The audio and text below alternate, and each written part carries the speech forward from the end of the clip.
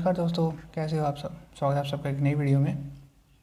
Chapter 2 AD Monday 24 सितंबर 3:25 PM। ब्राउनिन, net और Cooper सभी लोग टीचर से बात कर रहे थे, लेकिन मैं ऐसा नहीं कर सकती। मुझे जेक चाहिए। मैंने जेक को कॉल लगाया और उसने कॉल पिक भी कर लिया, लेकिन अभी अभी जो सब मैंने देखा उसे देखने के बाद से जैसे मेरी ज़ुबान ने मेरा साथ देने से मना कर दिया हो। मैं कुछ न बोल सकी, बस उसकी आवाज़ सुन के रो पड़ी। मेरी ऐसी हालत देखकर कूपर ने मेरे हाथ से फ़ोन लिया और जेक को पूरी बात बताई। मिसेस ग्रेसन ब्राउनिन और कूपर की तरफ देखते हुए कहती है, हाँ मुझे मालूम है कि उसे मूंगफली से एलर्जी है, लेकिन आप लोगों की बातों के हिसाब से तो उसने सिर्फ पानी ही पिया था। तो केवल पानी पीने से इतना सब कैसे हो गया? क्या कोई मुझे बता सकता है? क्या तुम दोनों को पूरा यकीन है कि उसने कुछ भी नहीं खाया था?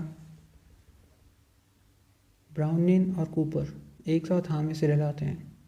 हाँ, उसने बस 1 कप पानी ही पिया और वो गिर गया। मिस ग्रेसन कहती है, तब तो ज़रूर उसने लंच में कुछ उल्टा सीधा खा लिया होगा। हो सकता है उसका रिएक्शन थोड़ा लेट हुआ हो, किसे पता। वो खुद को कन्विंस करने की बहुत कोशिश करती है, लेकिन उनका मन फिर भी गवाही नहीं देता। इसलिए वो फर्श पे गिरे साइमन के ग्लास की तरफ टकटकी लगा के देखती है और कहती है, मुझे लगता है कि हमें इसे एक तरफ रख देना चाहिए, शायद ये आगे कुछ काम आ सकता है। उसके बाद वो हमारी तरफ मुड़ के कहती है, आप सब लोगों को अब घर जाना चाहिए। मुझे यकीन है कि अगर किसी को आपसे कुछ बात करनी होगी तो वो आपको कॉल करके बुला लेंगे। अब आप लोगों को साइमन की फ़िक्र करने की ज़रूरत नहीं है, वो अब सुरक्षित हाथों में है।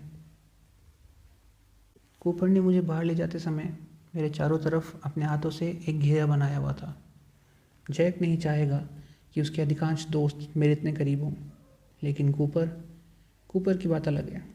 वो ठीक है, वो एक सज्जन टाइप व्यक्ति है, मैं उस पर भरोसा करती हूँ।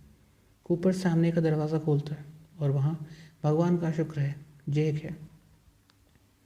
उससे मिल के मुझे थोड़ी देर के लिए ऐसा लगा जैसे सब कुछ पहले जैसा ही है, लेकिन वास्तविकता उससे बिल्कुल अलग थी। जैक मुझे दिलासा देते हुए कहता है, जो हुआ बहुत भयानक हुआ, चलो मैं तुम्हें घर ड्रॉप कर देता हूँ। इतना कहकर कूपर अपने रास्ते चला गया।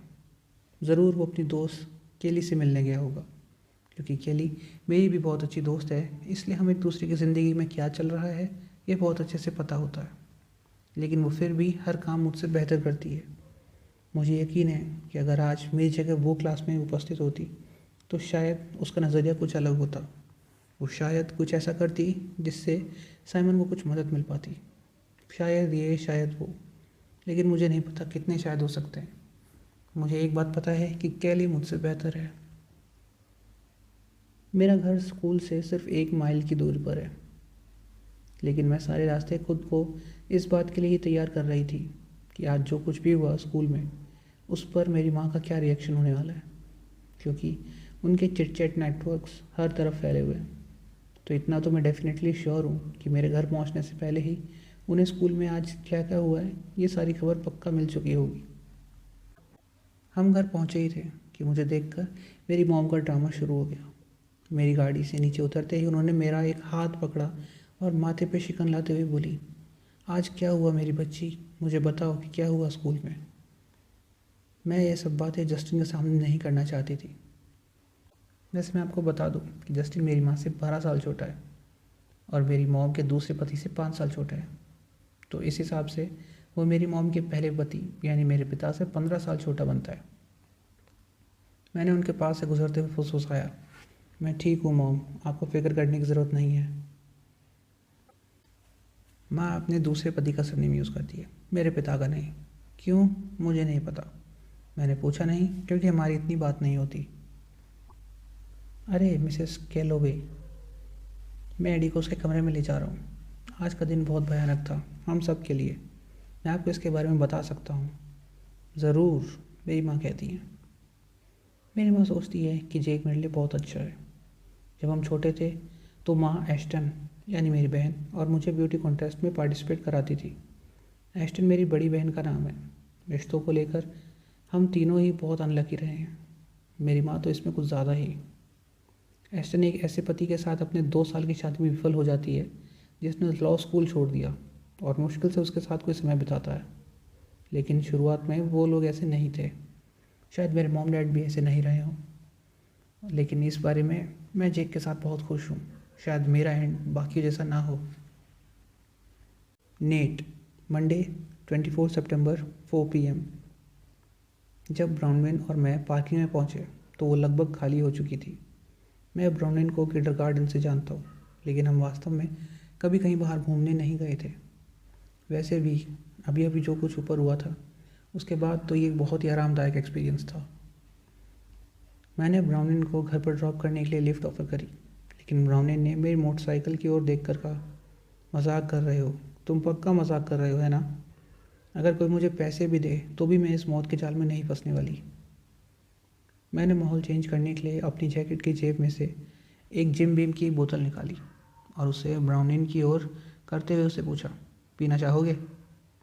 ब्राउनविन अपने दोनों हाथों को मोड़कर कहती है, इतना सब देखने के बाद भी बाइक चलाने से पहले तुम ड्रिंक करना चाहते हो, वो भी स्कूल कंपाउंड के अंदर। अरे वाह, क्या आइडिया है।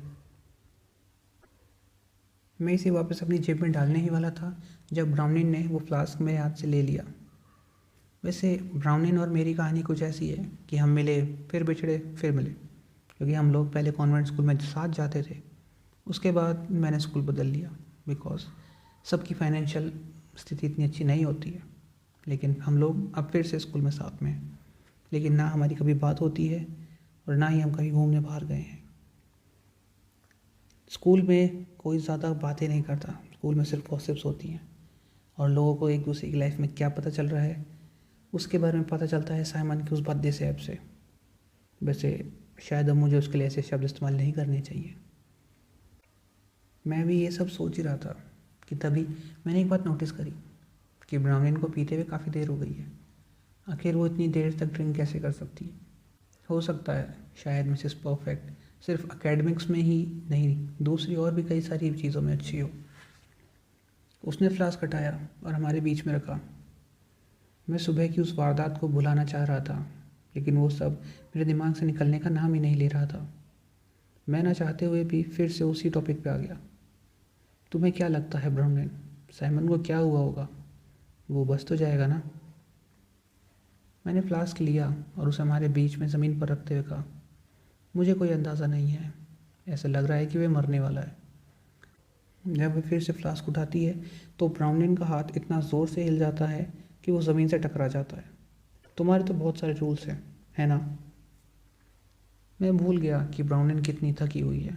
यहाँ तक कि ग्रेड स्कूल में भी वो हमेशा चीज़ों में शामिल होने की कोशिश करती रहती या दूसरे लोगों को अपने साथ चीज़ें शुरू करने के लिए प्रेरित करती और बाद में उनकी हेड बन जाती। उसे शुरू से ही चीज़ों को लीड करना पसंद था। वो हमेशा से अपने आप को एक आगे रहने वाले आदमी की तरह देखती है। मस्ती करना, घूमना फिरना, दोस्तों के साथ हैंग आउट करना, ये सब ब्राउनविन की तरह की चीज़ें नहीं हैं। हम चुपचाप बैठते हैं, अंतिम कारों को पार्किंग से निकलते हुए देखते हैं, जबकि ब्राउनविन कभी कभी फ्लास्क से एक दो सिप लगातार लेती रहती है। जब मैं फाइनली उससे फ्लास्क लेता हूँ तो मुझे आश्चर्य होता है कि ये कितना हल्का है। मुझे शक है कि ब्राउनविन को शायद सीरियस ड्रिंकिंग प्रॉब्लम्स है, बिकॉज इतना तो मैं भी प्रेफर नहीं करता। मैंने फ्लास्क को वापस अपनी जेब में डाल दिया। ब्राउनविन अपना मुंह पूछते हुए कहती है, तुम्हें पता है, मुझे तुम्हारी माँ के बारे में सुनकर वास्तव में बहुत दुख हुआ था। वो रुकते हुए कहती है, मेरे चाचा की भी एक कार दुर्घटना में डेथ हो गई लगभग उसी समय। मैं तुमसे ये सब बहुत पहले कहना चाहती थी, लेकिन तुम्हें तो पता ही है कि हम 5th ग्रेड के बाद इतने अच्छे दोस्त नहीं रहे थे, है ना? ये सब सुन के मैं थोड़ा अनकंफर्टेबल हो गया था, बिकॉज मुझे पुरानी बातें याद करने वाले इंसान पसंद नहीं। अब मेरे लिए अच्छा यही है कि एक टॉपिक बदल दिया जाए। इसलिए मैं कहता हूँ, आज एम्बुलेंस बहुत जल्दी आ गई, है ना? ब्राउनविन का चेहरा थोड़ा लाल हो गया। तुम्हें कैसे पता चला कि क्या करना है साइमन के लिए? नेट बोलता है, ओ कम ऑन ब्राउनविन, पूरे स्कूल को पता है कि उसे मूंगफली से एलर्जी है। हाँ, वो सब तो ठीक है, लेकिन एपिपेन्स के बारे में तो मुझे ज़रा भी आइडिया नहीं था। तुम्हें कैसे पता चला कि शायद वो हेल्पफुल हो सकते हैं? फिर ब्राउनिन खिलखिला कर हंसते हुए कहती है, और कूपर, वो कूपर याद है तुम्हें? कूपर ने तुम्हें एक रियल पेन दे दिया, जैसे मानो तुम उसे एक नोट या कुछ लिखकर बताने वाले हो। ओह, मुझे देर हो रही है, अब मुझे घर चलना चाहिए। मुझे पता है कि ब्राउनिन मना ही करेगी, लेकिन मैं फिर भी कहता हूँ, सोच लो, मेरा लिफ्ट वाला ऑफ़र अभी भी खुला हुआ है, अगर साथ चलना चाहो तो मैं ड्रॉप कर सकता हूँ। फिर कुछ ऐसा हुआ जिसकी मुझे बिल्कुल भी उम्मीद नहीं थी। उसने कहा, हाँ ज़रूर, क्यों नहीं, और लड़खड़ाती हुई अपना हाथ मेरे हाथ की ओर बढ़ा दिया। ये वो कह रही थी या उसकी शराब, मुझे नहीं पता। तुम कहाँ रहती हो? मैंने इग्निशन में चाबी लगाते हुए पूछा। थॉर्नडिक स्ट्रीट, बेशक, यहाँ से कुछ मील की दूरी पर शहर का सबसे पॉश इलाका। मैं आमतौर पर किसी को भी अपनी बाइक पर नहीं ले जाता, और ना ही मेरे पास दूसरा हेलमेट होता है, इसलिए मैंने उस दिन उसे अपना हेलमेट दे दिया था। वो नशे की सी आवाज़ में कहती है, धीरे चलना, ठीक है? मैं पूरे रास्ते ड्राइव करता रहा और हम आखिरकार उसके ड्राइव में पहुंच चुके थे। उसका घर वैसा ही है जैसा आप उम्मीद करेंगे, एक आलीशान विक्टोरियन स्टाइल बंगलो जिसमें एक बहुत बड़ा लॉन है। ड्राइववे में एक वॉल्वो एसयूवी भी है, और मेरी बाइक, जिसे आप क्लासिक कह सकते हैं अगर आपका मन हो तो। ब्राउनी नीचे उतरकर एक गहरी सांस लेती है और अपनी ड्रेस को ठीक करते हुए कहती है, यहाँ तक का सफ़र बहुत भयानक था। इतने में ही उसका फ़ोन रिंग करने लगता है। हाँ, मैं ब्राउनी ही बोल रही हूँ। जी, क्या आप? अरे नहीं, हे भगवान, क्या क्या आपको पूरा यकीन है? ठीक है, कॉल करने के लिए धन्यवाद।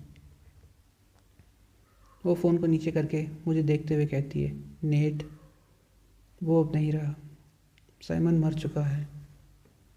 तो आज के लिए बस इतना ही। अब मैं मिलता हूँ आपसे एक नई वीडियो में, तब तक के लिए be stay healthy and keep reading. Bye.